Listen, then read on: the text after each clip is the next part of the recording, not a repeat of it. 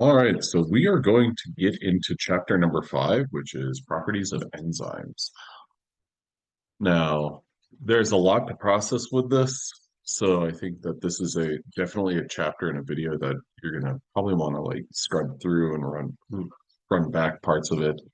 Um, but at any rate, properties of enzymes. Here's your list of objectives. Um, some of these things are, I would argue, not necessarily more important than others, but are particularly important just for understanding how an enzyme behaves, and that would be Vmax, Km, Kcat, and yeah, those are the biggest parts. Um, because those are basically how we, speak the language of enzymes. So here's a free energy diagram where we're seeing the substrate moving to a transition state, moving to a product. Now, we can measure spontaneity or predict spontaneity of a reaction by measuring delta G. Delta G double dagger impacts our enzyme catalyzed reaction rate.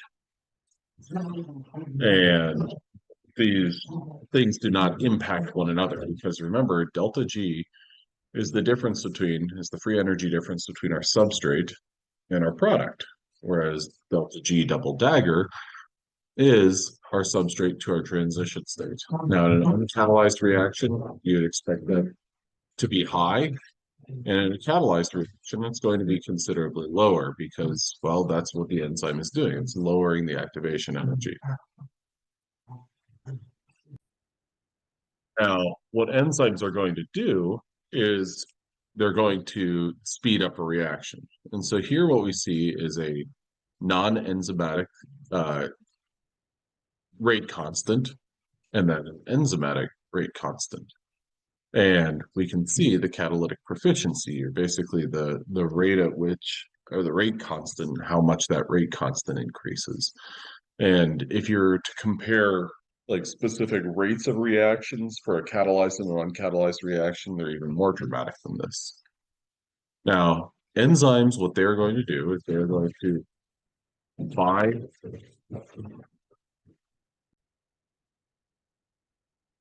a substrate, and they're going to reposition that substrate so that it goes into the right positioning. Enzymes will uh, speed up or stabilize a transition state, and then ultimately they're going to release products. So there's a couple of different models for how a substrate and an enzyme bind. First is the lock and key model. Erase that, it doesn't look good. And that is basically that a substrate fits into this complementary groove with an enzyme, and you form this enzyme substrate complex.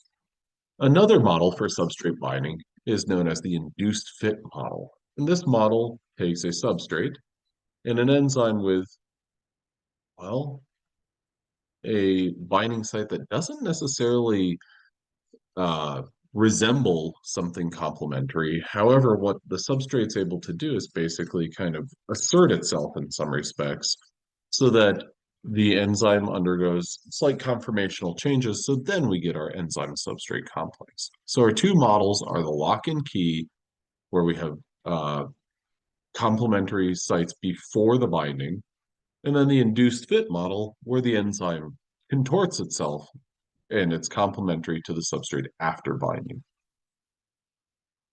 Now, that active site, it's very important to understand kind of the features of the active site.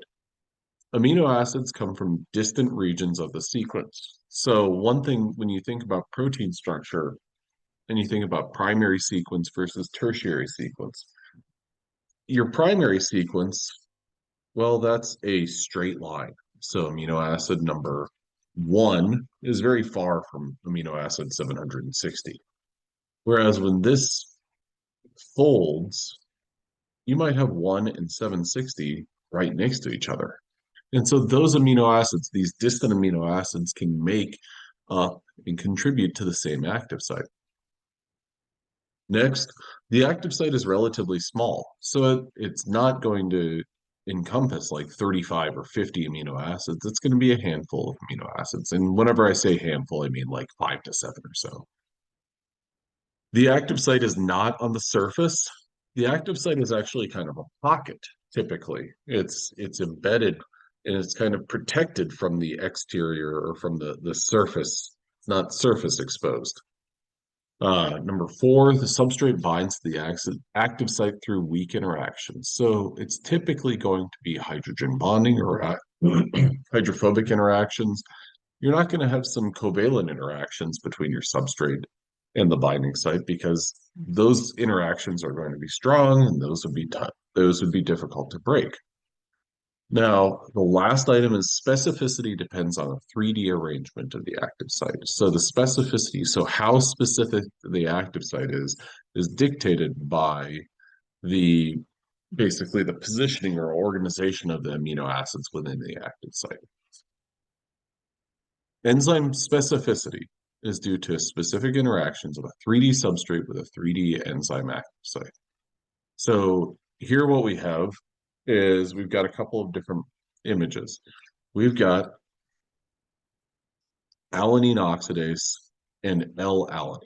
So the amino acid alanine and an enzyme that acts on it. Now, what I want you to notice is we have our NH3 on the left-hand side. We have our alpha carbon hydrogen on the right-hand side. Well, that is kind of a good look there. That all matches up. That works well. Whereas over here, L-alanine oxidase and D-alanine. Now our alanine has basically produced the mirror image of itself because this is a D isomer as opposed to an L isomer. Our NH3 is on the right-hand side of our alpha carbon, and our hydrogen is on the left-hand side of our alpha carbon. That is not excuse me, that does not complement our enzyme, in which case this reaction is not going to take place. Whatever L-alanine oxidase was intending to do is not going to do it to this alanine because of the configuration of the different groups around that alpha carbon. Another enzyme, amylase. Amylase is an enzyme that takes alpha 1,4 linked sugars and breaks the glycosidic linkage, provided that they are alpha. Now, if you give a beta 1,4 linked sugar to this enzyme amylase, well, now all of a sudden, here's your beta linkage, your beta glycosidic linkage, which we haven't talked about sugars yet, but we will. And this beta glycosidic linkage has these two bonds pointed upward, in which case our enzyme alpha amylase, it's going to see that and say, well, I can't do anything with that. And it's not as simple as, oh, I'm going to flip myself over and I'm going to cut from this side. No, instead, it's not going to be able to process that linkage in any form or fashion. Now, we classify enzymes and we use a total of 6 different classes. Well, actually, let me correct that. Now there are a total of 7 classes. So if you're studying for the MCAT or something, you're going to see the 7th group, which are your translocases. But I'm only going to be asking questions about the first 6. Now, these numbers are specific. So number 1 is associated with your oxidoreductases, 2 with your transferases, 3 with your hydrolases, 4 with your lyases, 5 with your isomerases, and 6 with your ligases. So every single enzyme, all of these numbers communicate something. For instance, up here, we have an enzyme that is identified as 2.7.4.4. I always kind of think about this as similar to like an IP address for your computer. And it's almost like you start with the first number, which gives you a very broad category. Then you go to the second digit, and it narrows the scope a little bit. The third narrows it. And the fourth digit here, this one right here, gets you the specific enzyme that you're interested in. And so this says, the 2 says that you're dealing with a transferase. 7 indicates that you're transferring a phosphate group. 4 indicates you're transferring to a phosphate group. So you're transferring a phosphate group to a phosphate group. And then 4 here says the enzyme is NMP kinase. Okay, so that's the specific name. Now, the only numbers that I'm going to expect you to know are 1 through 6. So if I were to say an enzyme with the identifier 3.x.x.x, what type of enzyme is that? And the answer to that would be hydrolase. Nothing beyond that, though. To understand enzymes, you kind of have to go back to Gen Chem 2 and think about rate laws. So when you think about Gen Chem 2, one of the things that we did was we really focused on first order, second order, zeroth order reactions. And enzyme catalyzed reactions are typically going to be first order. And so we'll see a rate law that looks a little bit like this, where we have a rate multiplied by the concentration of a substrate, or sorry, a rate constant multiplied by the concentration of a substrate. That's going to give us our reaction rate. Now, despite that, enzyme kinetics can get fairly complicated. And we see that with the equation that looks like this, because enzyme kinetics will look at concentration versus time. So that's what this graph right here is showing us. Our previous graph, we were looking at velocity, so our rate versus our substrate concentration. This graph, one of the reasons that it looks different is because we're looking at concentration of our substrate, and then we're looking at that versus time. Now, this notation right here is something that you should get comfortable with. E plus S yields ES yields E plus P. This is what's known as the Cleland notation. E is your enzyme, S is your substrate, ES is the enzyme substrate complex, and then E plus P is your enzyme plus your product. Now, this graph right here, this is the type of graph that you should get comfortable visualizing when it comes to enzymes and when it comes to enzyme catalyzed reactions. So what this is showing us is a series of data that's generated. So we have our reaction velocity on the y-axis, and we have our substrate concentration on our x-axis. Now, this right here is our first trial, second trial, third trial, fourth, and fifth trials. This star represents our first, the second, third, fourth, and then I'll put a fifth one. Well, the fifth one, I'm going to draw a little bit outside of the graph because, and this is just a limitation of Microsoft PowerPoint. Because if you look at, okay, so let's look at the first 4. So we have our substrate concentration and our velocity, our rate. Then in our second trial, we double our substrate concentration, and as a result, we double our velocity. So what we see there is concentration goes up, rate goes up. Okay. Third, we again double our substrate concentration and we double our rate. Okay, so that's pretty much a linear relationship. You double one thing and you double another. Okay, and then what we do for our fourth is we multiply our substrate concentration, or our substrate concentration goes up to 10. We're not really worried about units here, but if we were thinking about, but it always helps to throw them in there, so we'd have something like millimolar. Okay, and from 4 to 10, that's multiplied by 2.5. Now, for our velocity goes up if we, our trend was we double it, we double our substrate concentration, we double our rate. Well, then if we take our concentration and multiply it by 2.5, then it's reasonable to say that we would have our velocity go up by 2.5. But what we see is actually our velocity barely goes up at all. Goes up 85 from 80. Okay, interesting. Then what we have is, well, we again multiply our substrate concentration by 2.5. What happens to our velocity? Well, it barely even changes. It goes up to 86. So what we're seeing here is an increasing concentration, a doubling or multiply by 2.5 of our substrate concentration, our velocity doubles, and then it doesn't. What that's showing is that our reaction, we have a limitation here. We can't double our substrate concentration indefinitely, but instead what we have is the enzyme concentration was fixed in all of these. And I'm going to go ahead and fill in this last column. All 1, 1, 1, 1. So what that means is that when our graph, and I'm just going to draw the trend line of our data, when it plateaus like this range right here, what has happened to our enzyme?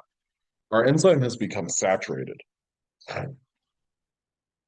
There's no additional um, substrate that, or there's no other places that our substrate can go. Now, with that in mind, if our enzyme is fixed and we have this saturation effect, another question that we can ask is there a way to tell on this graph how good the substrate binds or how well the substrate binds? You know, a measure of affinity. There absolutely is.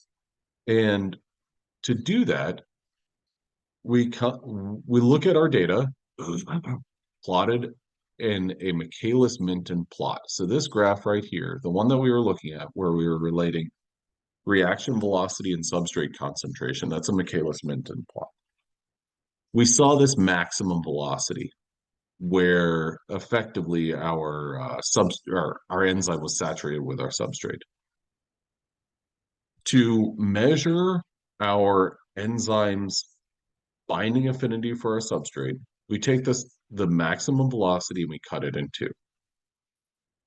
Okay, so that's found on our y-axis right there. And then we extrapolate out, where does this point intersect with our trend line? And that would be right here. So this is what is known as our Km. Our Km is going to be, and this is the part that's always a little bit confusing for folks, our Km is our substrate concentration that gets us to Vmax over 2. So it's our substrate concentration that gets our velocity to half of Vmax. So when you see something like this right here, when substrate concentration equals Km, then V sub 0 is Vmax divided by 2. This equation up here captures everything that we need to know for a Michaelis-Menten plot. It's our initial velocity, it's our Vmax times substrate concentration divided by our Km plus our substrate concentration. So whenever we're evaluating any enzyme, we want to know about the Vmax and the Km. What is our concentration that gets our enzyme to half of its maximum velocity?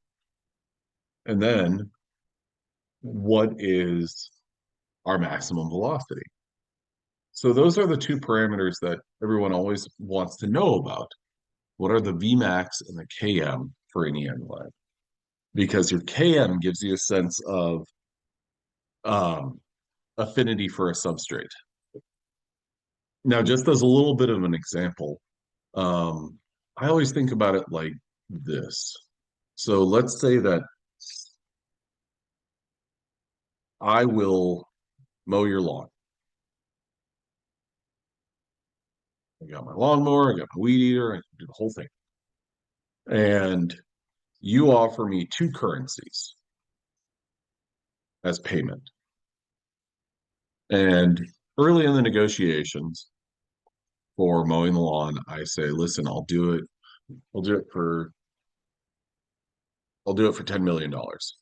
And I will have the lawn mowed in probably 15 seconds. Okay. That is going to be my maximal rate or the max speed that I can cut the grass in. And you know what? I'll take $10 million. I would gladly take $10 million. But we go back and forth and we come up with something analogous to a KM. And that is the payment or the amount of money that I will accept to do it half as fast as my maximum velocity. So we're not going to worry so much about time, but instead the compensation or the payment. So this is negotiated, and you know what? Ultimately, I say, how about 65 bucks? And you say, okay, that's good. That's a good balance. You're going to do it quickly, and we're both going to, but I don't need it to be done in 15 seconds. I'm fine with it taking an hour. Okay, so that's one form of payment. Now, another form of payment is if someone is like, okay, I'll get you to mow my lawn, but I don't have any cash on me.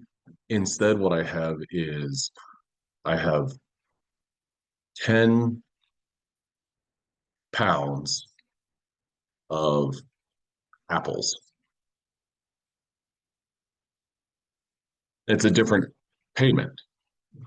And 10 pounds of apples, I don't know, I guess. Yeah. So,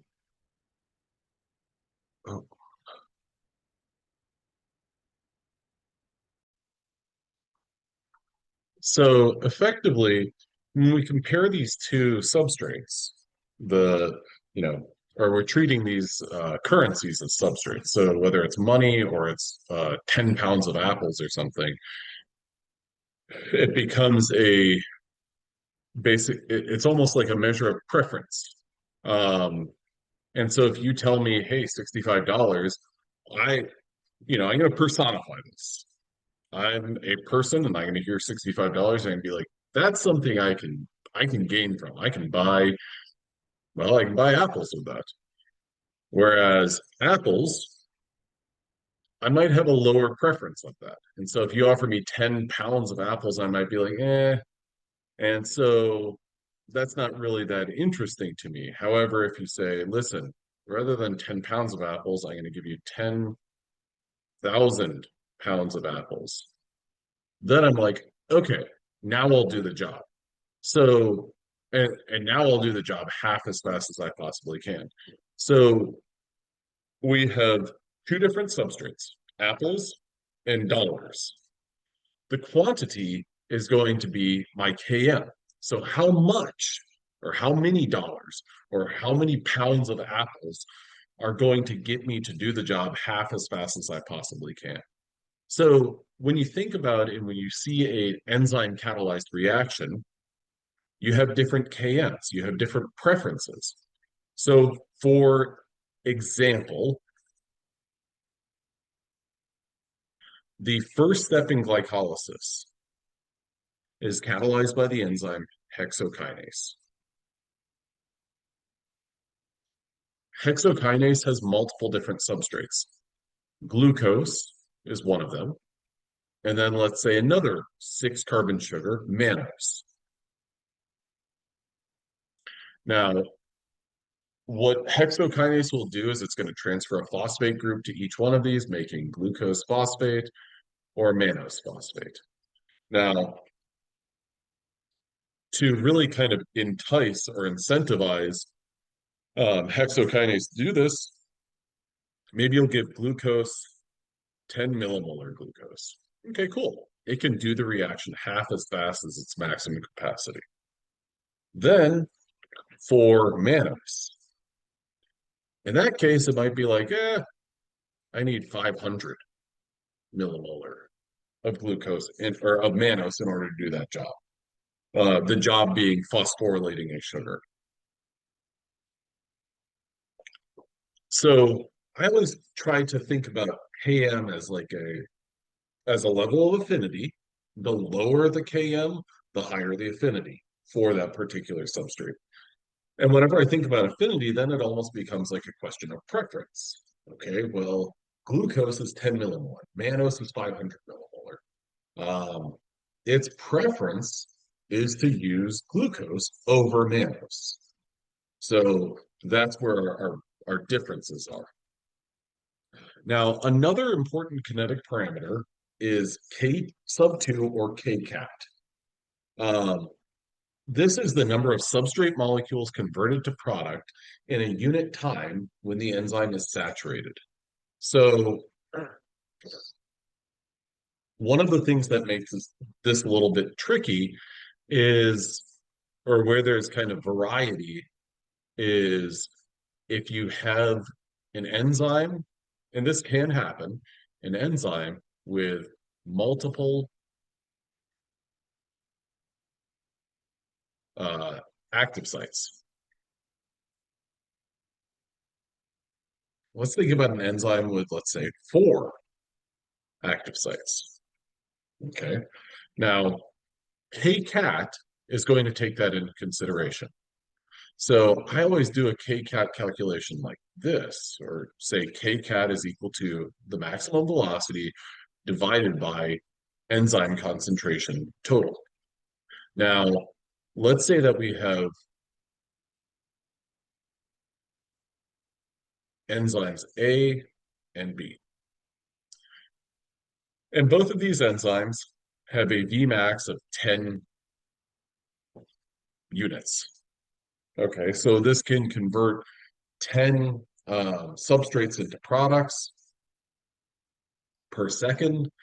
And let's say that enzyme A has 1 active site, whereas enzyme B has 5 active sites. Well, what we're going to do is we're going to say 10 divided by 1. And B, for that, we're going to say 10 divided by 5. Because if you have 1 enzyme, for A, you have 1 active site. For B, you have 5 active sites. Now, generally, when people hear that an enzyme has multiple active sites, it sounds almost enticing. It sounds like, oh, this is great. This is what we need. We need an enzyme with, 5 active sites. That's better than an enzyme with 1 active site.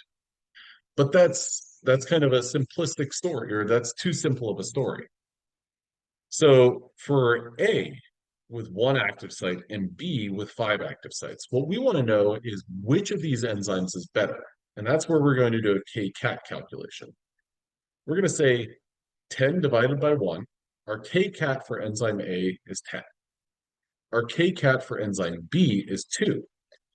The higher our Kcat is, arguably the better our enzyme is. Because think about it like this.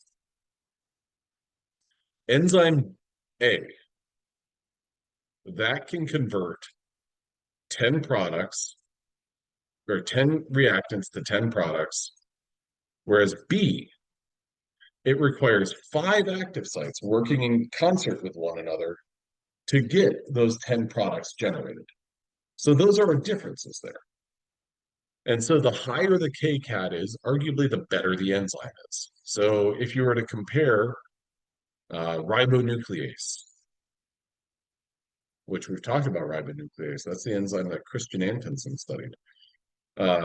Compare that to catalase. Now, these two enzymes do different things, but if we're comparing these two, ribonuclease has a Kcat of 10 to the second, whereas catalase is 10 to the seventh. So catalase is going to get a lot more out of this than ribonuclease. Now, number of active sites or the enzyme concentration, that's not a part of this calculation, or that's not what's shown on this calculation, but that's a part of it. Now, Km, here's some example Kms. And one of the things that I really want to draw your attention to is this third column right here. Our units for Km are going to be a concentration. It's always important to remember. Km is going to be a concentration, and Vmax is going to be, well, it's amount of a product per unit time. Catalytic efficiency is Kcat over Km. So this is where we're looking at how quickly or how readily does a enzyme bind a substrate, and then how much of that substrate is converted to a product in a given time frame. So this is a measure of basically how much does your enzyme want to bind that substrate paired with how quickly can that substrate be converted to a product. So I always like to think about this and speculate if, if the Km is high, and let's just put an arbitrary number of 10,000. Okay, so 10,000 versus low of 2. Okay, so if your Km is high at 10,000 compared to another Km that's low at 2, and basically what this means is that the higher the Km, the less affinity, the less attraction your enzyme has for that substrate. Now, let's say that the Kcat for these two enzymes is equal. And let's say that it's 10,000. Again, and we're not worrying about units here. I'm just putting these numbers in. 10,000 divided by 10,000 equals 1. 10,000 divided by 2 is 5,000. So between these two quantities, your ratio, Kcat over Km, do you want it to be high or do you want it to be low? Well, these two enzymes are going to have the same Kcat, so they're going to convert the same number of reactants to products in a given time frame. But one of these enzymes is going to have a greater affinity for that substrate. The one that has the greater affinity is the one with a lower Km, that Km of 2. In which case, we have a Kcat over Km ratio of 5,000. So the higher the Kcat over Km ratio is, the more efficient your enzyme is. So the more quickly it can bind to the substrate, or the more easily or readily that your enzyme can bind the substrate, and the more easily or readily that substrate can be converted to a product. So whenever you're asked about catalytic efficiency, that's a measure of this Kcat over Km. In addition to that, I want you to kind of put numbers in for this and speculate which is better, high Kcat over Km or low Kcat over Km. Now, some examples of catalytic efficiency, substrate preference of the enzyme chymotrypsin. Chymotrypsin is a protease.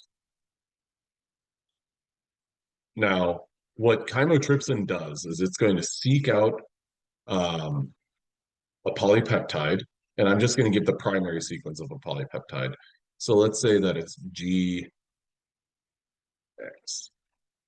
because chymotrypsin is going to cut after specific amino acids. So if we gave it a peptide that looks like this, G followed by X, or V followed by X being any amino acid, then norvaline, I can't remember what the single letter code for norvaline or norleucine, so I'm just going to put lowercase v followed by X, lowercase n followed by L followed by X, and then F X. Okay, so if we compare these Kcat over Km ratios, we have valine coming in at a whopping 2. We have phenylalanine coming in at a 1 times 10 to the 5th. So what I want you to do is when you look at these, I want you to think about them almost as preference. So which of these peptides is chymotrypsin going to prefer? Well, glycine, no, doesn't really want that peptide. Valine doesn't really want that peptide. When we have these modified forms of these amino acid R groups, and we have norvaline, norleucine, and phenylalanine. What can you say about these R groups versus these R groups? Well, they're larger, they're a little bit bulkier, they're more hydrophobic. So the more hydrophobic a group is, and the bulkier and the larger it is, the more likely that your enzyme is going to have a high catalytic efficiency for cutting after that. So that's one of the guides and rules for an enzyme like chymotrypsin. It's going to cut after a larger amino acid group. Now, we previously were talking about looking at a Michaelis-Menten plot to come up with and to study enzyme kinetics. Well, what we also have is a plot known as a Lineweaver-Burke plot. This gives us a y-axis that's 1 over v sub 0, and an x-axis, which is 1 over substrate concentration. This is commonly known as a double reciprocal plot. So I'm going to label it 2x reciprocal. And this double reciprocal plot follows this equation right here, the Lineweaver-Burke equation, which if you look closely at it, and just kind of, I always like to blur my eyes and say, okay, there's a y equals, oh, here's a unit, m times x plus b. Aha, there's my y equals mx plus b. That's the equation for the line. Now, what this graph is also going to give us are a couple of other things. Our y-axis, or our y-intercept, is equal to 1 over v max. Our x-intercept right here, that's going to be a negative x is equal to negative 1 over km. So in order to come up with a plot like this, all that you do is you take the data that gives you a plot like this, and you take these values and take 1 over v sub 0. And you coordinate those with 1 over substrate concentration. And that's how you cook up a graph that looks like this. Okay, now this Lineweaver-Burke plot, I would say, is very valuable for you to understand because of the fact that your understanding of this is going to give you a way to understand and interpret understand and interpret different types of enzyme inhibition. Now, inhibition is the decrease of enzyme activity due to binding of other molecules to an enzyme. So you have a kind of desired preference to bind to the substrate, but if something else binds in place of that substrate or prevents that substrate from binding, that would be considered an inhibitor. Now, there are two types of inhibition. There's reversible inhibition and there's irreversible inhibition. This reversible inhibition is basically what we're going to study. This is non-covalent interactions. Irreversible inhibition is going to activate it by binding covalently or basically altering a covalent reaction or a covalent bond. Reversible inhibition falls into 3 different groups: competitive, non-competitive, and uncompetitive. One of the most helpful things that you can do for yourself is to reconcile the fact that non-competitive and uncompetitive are not the same. That's a place where lots of people get mixed up and they tend to run into some problems. So here's our first model for basically our enzyme plus substrate forming, our ES complex forming. Then here's our substrate. It's this nice kind of green object right here. And then a competitive inhibitor represented here. It fits into the same spot, but it looks a little bit different. So the question is, could the substrate bind here? It can't, because it's basically being blocked or it's being competed against by your competitive inhibitor. Okay, now let's look at the next model, uncompetitive inhibitors. Okay, in an uncompetitive inhibitor, our substrate's able to bind. So the question is, does the ES complex form? It does.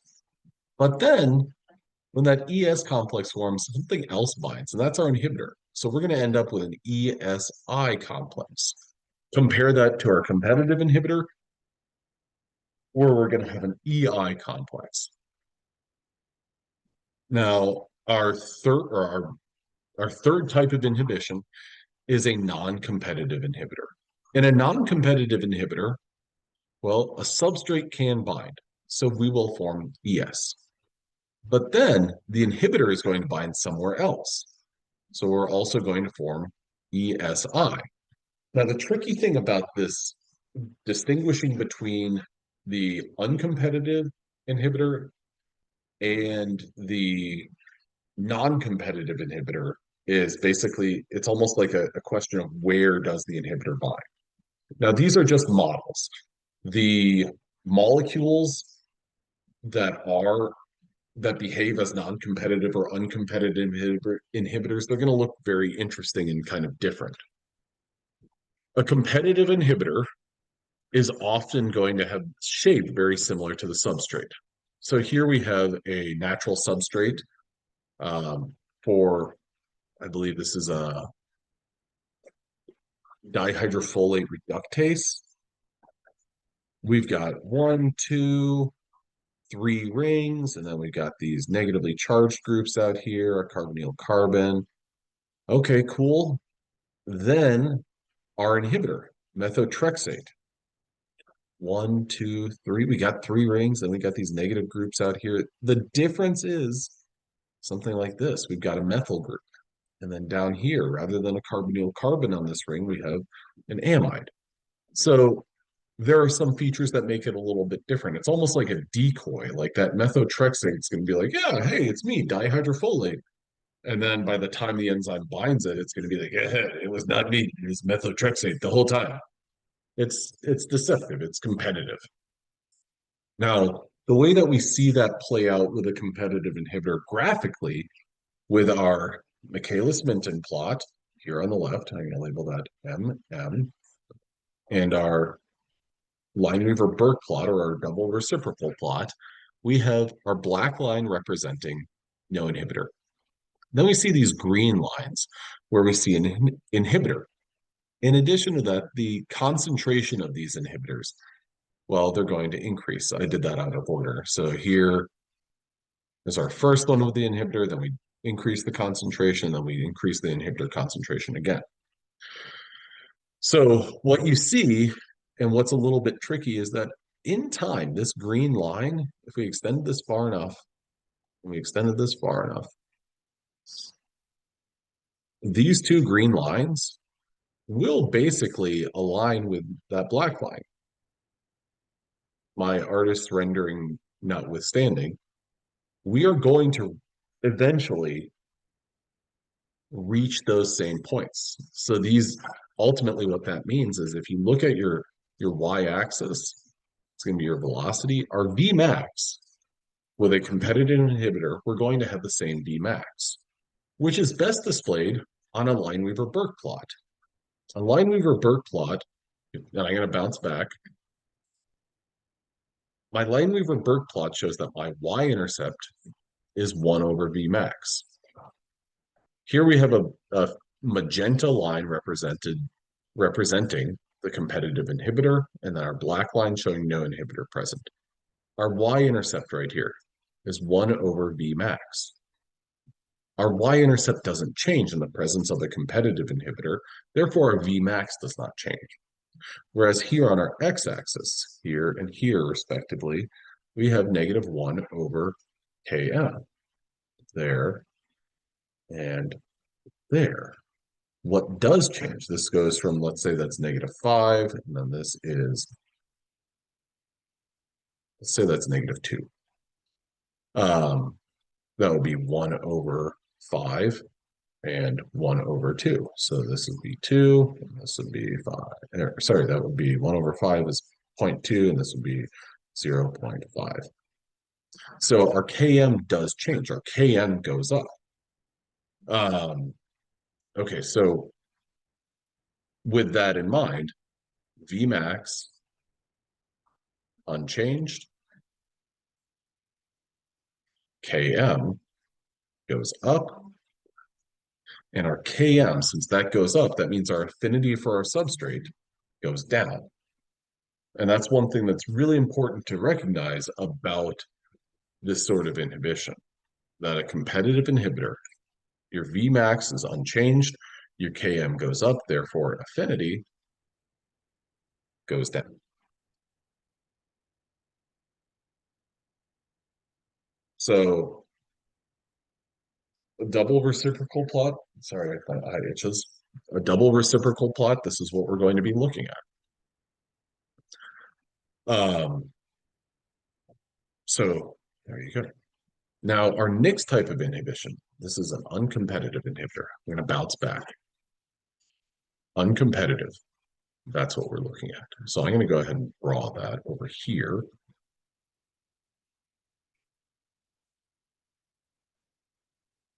So we've got our substrate binding, and then we have our inhibitor binding right here. Okay, in an uncompetitive inhibition, or in an uncompetitive inhibitor, the enzyme inhibitor substrate complex does not form the product. Okay, so this basically locks up when this ESI complex forms, no inhibitor, or sorry, no product is actually generated. Now, what happens graphically in a double reciprocal plot? We see that our uncompetitive inhibitor and our no inhibitor present lines are parallel to one another. So what happens here? Well, Vmax changes. Our Km changes. Now, this is always something that's a little bit tricky. You could look at this point right here and this point right here and say, aha, it goes up. And you would be correct. But you got to remember, these are reciprocal values. So if this number increases from here to here, point A to point B, what does that mean for our Vmax? Our Vmax goes down. So the Vmax decreases. Our Km, on the other hand, Km is, well, from here to here. Well, the Km value goes from -2 to -5, we'll say. Okay, so we'll go ahead and put that as our Km is going to -2 equals -1 over Km. That will be 1 over Km, which is 0.5. So it goes from 0.5 and then -5 equals -1 over Km equals 0.2. So our Km also goes down. Now that's always a little bit counterintuitive because whenever I hear that, if my Km goes down, then my substrate affinity goes up. So I always think about that and I said, well, that's good. That's a positive, right? And the answer is no, it's kind of not. Because one of the things that so your substrate affinity goes up, but your maximum velocity is going down. Now, this is tricky because my inclination is to think about something as positive or negative, good or bad, and that's really not the appropriate way to think about this sort of thing. Instead, what you need to do is think about this as, well, what's happening? My reaction is not going to completion. It's not getting finished. So I don't want to think about it as a positive or a negative. Think about it simply as, okay, the affinity for the substrate goes up, but the maximum velocity goes down. So basically, it's almost like the enzyme, when it binds to the inhibitor, can also bind to the substrate, but it gets locked up there. It gets stuck there. So it's almost like it doesn't matter that it has an increased affinity because the product is not being produced. Now, for a non-competitive inhibitor, this gets a little bit hairy and gets a little bit complicated. Non-competitive inhibitors bind to the enzyme or to the free or to the enzyme substrate complex. Sorry, let me rephrase that. Let me state that again. Non-competitive inhibitors bind to the free enzyme or the enzyme substrate complex. The binding of the inhibitor prevents the product formation or the formation of the product. So let's look at what happens in this model of non-competitive inhibition. Well, here we have our black line representing with the inhibitor absent. And then let's look at our magenta line with the inhibitor. What happens to my Vmax? My Vmax My Y value goes up, so my Vmax goes down. My Km is unchanged. So the affinity that my enzyme has for the substrate does not change. Now, here's what's always kind of tricky. When we see these different graphs, it's always tempting to say, okay, well, what's the best type of inhibitor? Surely one of these is best. And that's, it's almost like I would recommend thinking about inhibition as a strategy and thinking about a strategy of, excuse me, how to prevent a reaction from taking place. When you think about an enzyme, or let me apply a parallel or an analogy. I like sports, and so what I'm going to do is I'm going to say, okay, well, in sports, you're going to employ a strategy. Like if you're using football or something like that, American football, um, I think that a very strong passing game is going to be very effective. We're going to throw the ball to a wide receiver every single time. That's a strategy. And then other teams are going to say, well, what's best for us is to run the ball every single time and to run the ball with a running back every single time. Those are two different strategies. And if you watch the Super Bowl year in and year out, there's some years where the team who is a prolific passing team wins the Super Bowl. And then the next year, they will not win the Super Bowl. Instead, the team that runs the ball every single time wins the Super Bowl. So we have these two different strategies, or these multiple different strategies. Is one better than the other? Not necessarily. Are they different? 100%. I think about that as an example for like disease. Let's say that a new cancer therapy is rolled out. Is it going, and it is an inhibitor, it's an enzyme inhibitor. Does it matter that it's a competitive, non-competitive, or uncompetitive inhibitor? It doesn't, because the question is, does this stop this enzyme and slow the progression of the disease? If the answer is yes, then that is the best strategy. Does it matter of the type of inhibition it is? It doesn't. You need to look at it, or it's effective to look at it as how effective is this treatment? Does this stop the disease? Yes or no? If it does, great. If it does not, well then a different idea, a different a different solution has to be employed. So when it comes to different types of inhibition, there's not one that's better than the other. For people going through chemotherapy, they're probably going to have a competitive inhibitor, an uncompetitive inhibitor, a non-competitive inhibitor for different stages and different states of the disease that they're facing. It doesn't, like, none of these are better than the other. They're just strategies employed at different times and with different levels of effectiveness. And it's not because of the type of inhibition they are.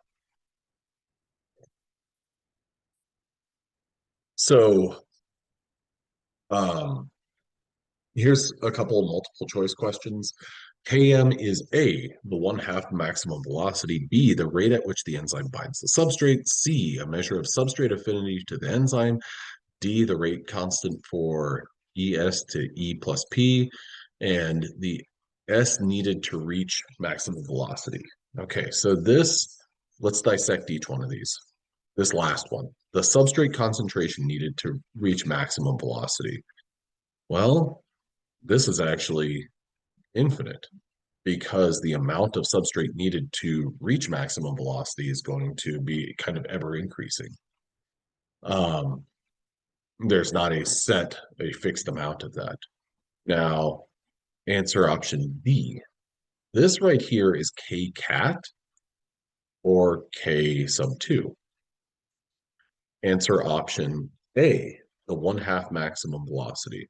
Well, that's close. That's a tempting answer.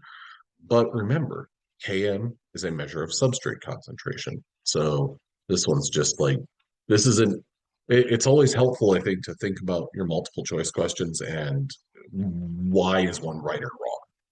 And this is a little bit deceptive because it's like it's smoke and mirrors. It gives you some related information, but it's not correct.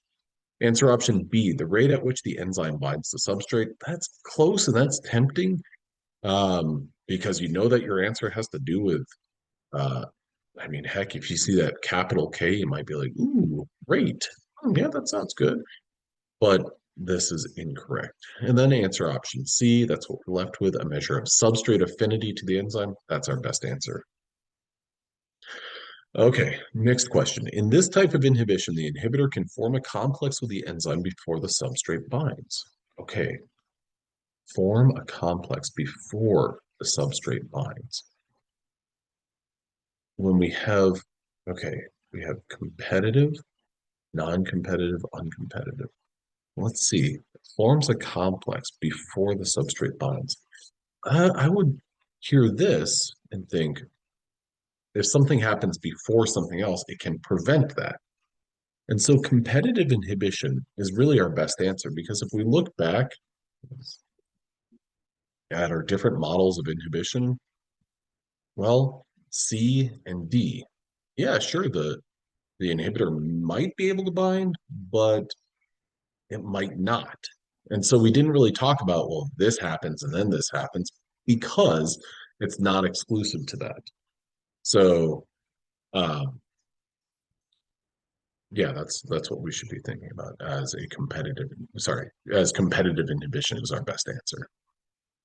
Now, enzyme kinetics, plot velocity as a function of substrate concentration. That's what we do. Here is our reaction velocity, and then our reaction velocity v sub zero. Now, what's the difference between these two curves? And I would ask you to think about, have we seen differences of curves like this before? We have. Myoglobin and hemoglobin. So myoglobin had a curve that looked a little bit more like this. It might have been a little bit more steep, but it still has that same like gradual plateau. Whereas this curve over here on the right, the one that I've said is more similar to an oxygen binding curve for hemoglobin, well, the increase is slow. And then it ramps up, and then it slows down until it plateaus. Okay, so these are both similar. These are enzyme substrate binding curves. But what's important to know about these is that they are representative, or they are similar to, I'm sorry, they are substrate binding curves. And if we look at this and you think about those similarities, I want you to think about the similarities and differences between hemoglobin and myoglobin. Myoglobin is a monomer. Hemoglobin is a tetramer. It's an allosterically regulated protein.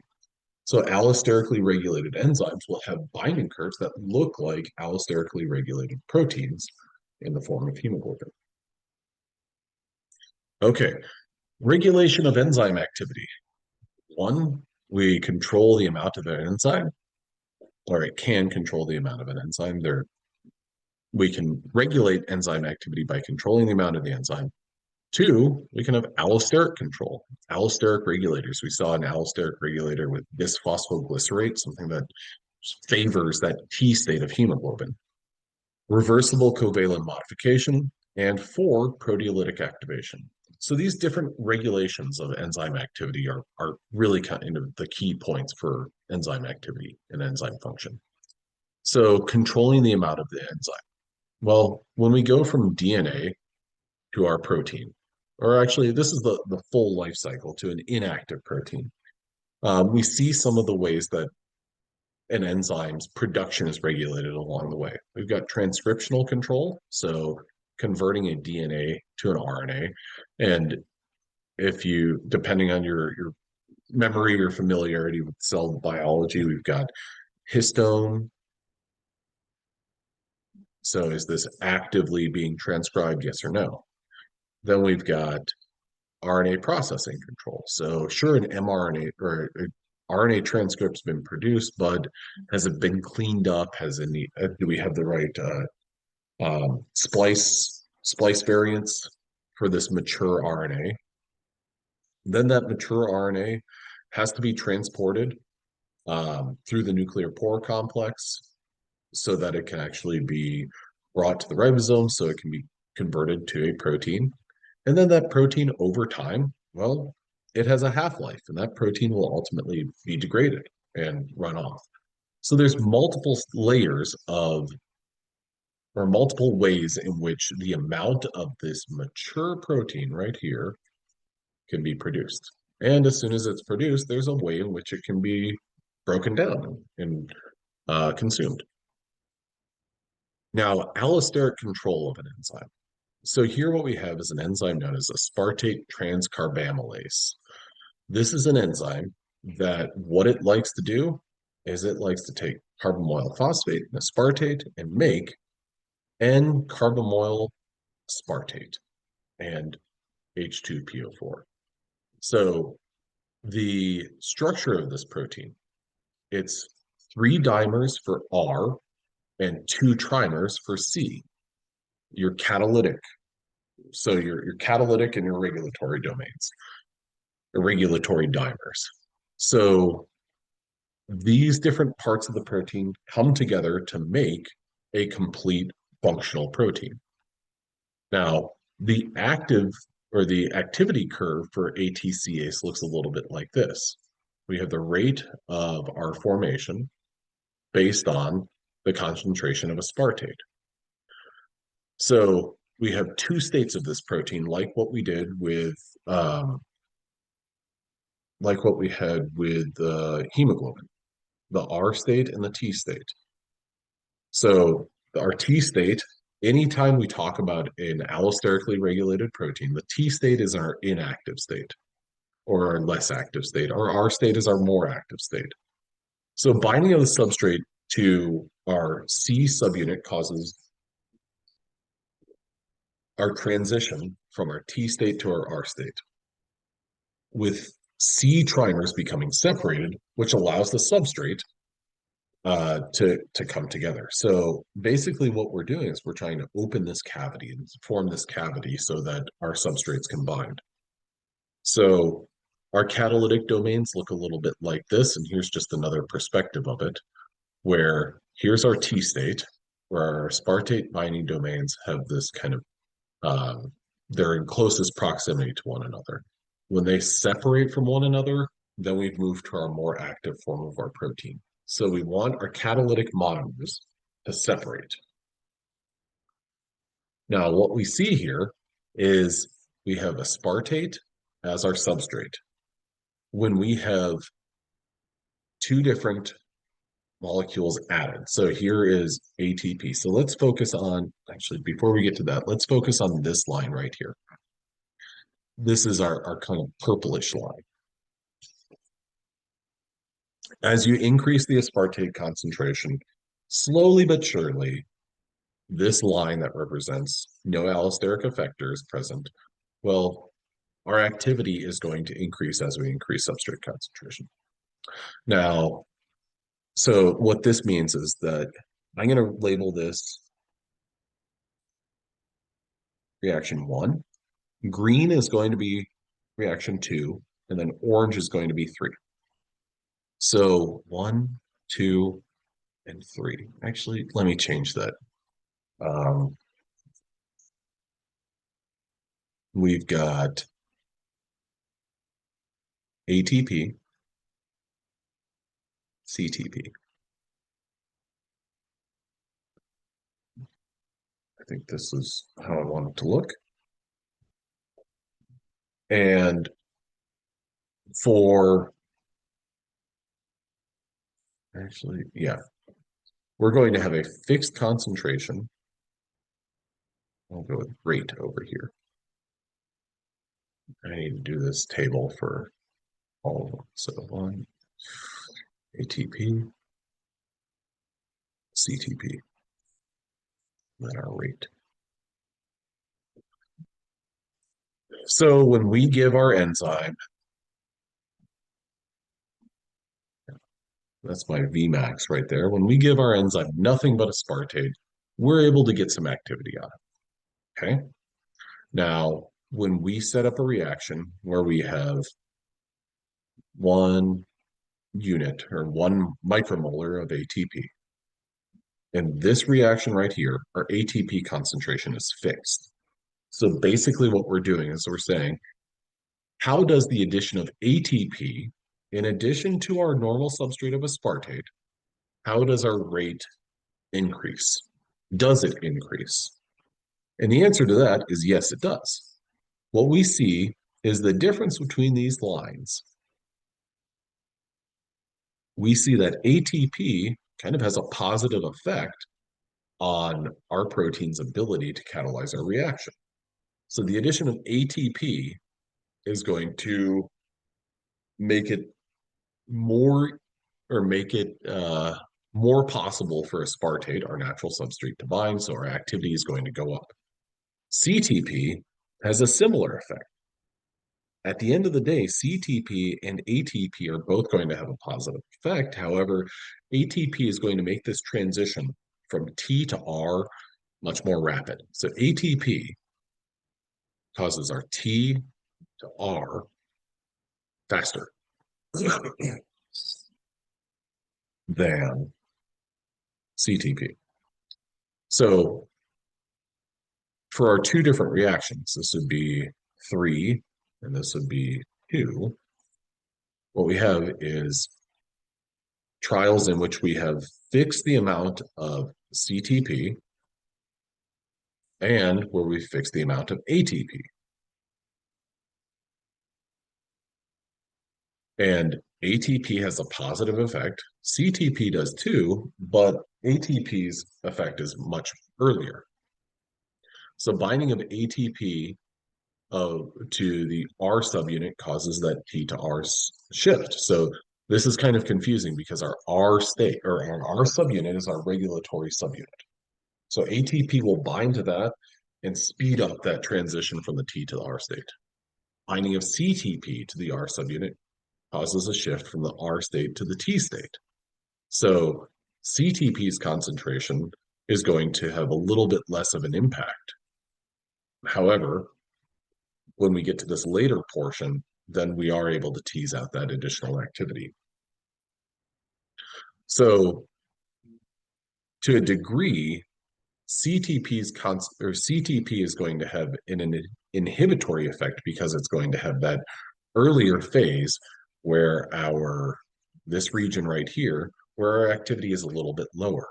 Now, at the end of the day, we're going to have our aspartate concentration high enough than our aspartate concentration is going to be high enough to outcompete any sort of inhibitory effect. So this is just one of the complex layers of ATP versus CTP. Now, reversible covalent modification. This is one way in which an enzyme's activity can be regulated. So ATP is used to phosphorylate an enzyme. So here we have an enzyme that's not phosphorylated. ATP is going to be used by a type of enzyme known as a protein kinase. We're going to transfer a phosphate to make our phosphorylated enzyme. This phosphorylated enzyme is our activated enzyme. Now, these are all over here examples of non-functional enzymes. However, when a phosphate is added, when an adenyl group is added, when a uridine is added, ADP ribose and a methyl group are added, these are going to activate these enzymes. So what I want you to know about these is what are these post-translational modifications? And that phrase post-translational modification, break that down. Translation is the process where a mature RNA is converted to a protein. Okay. So post-translational, after that has happened, when you have a protein. Post-translational modification, well, a modification of your protein after translation has taken place. Now, here are a couple of examples of modifications right over here and the donor molecules from which they are going to come. What I want you to know is all of these donors and the modifications where they can come from.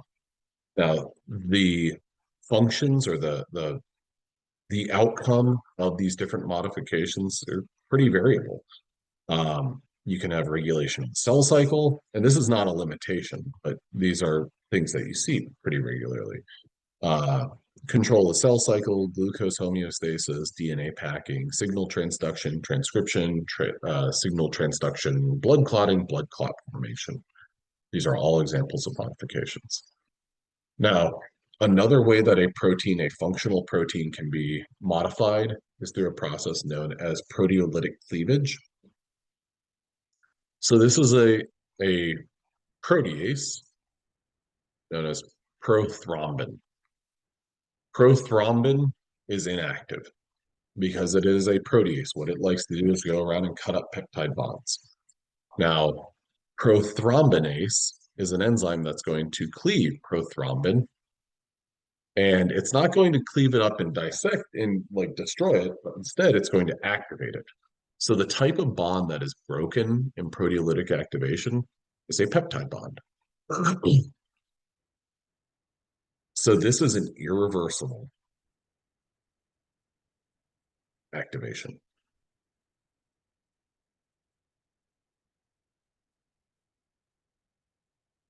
Now, a couple of here's just kind of a repeat of those previous multiple choice questions. There is a lot to unpack from this. This These enzymes, I forgot to mention this, these are known as zymogens. So enzymes are proteins that are inactive, but then get cleaved and activated. That's what they're known as. They're known as zymogens. Okay, well, I hope that was helpful, and I hope you have a good one.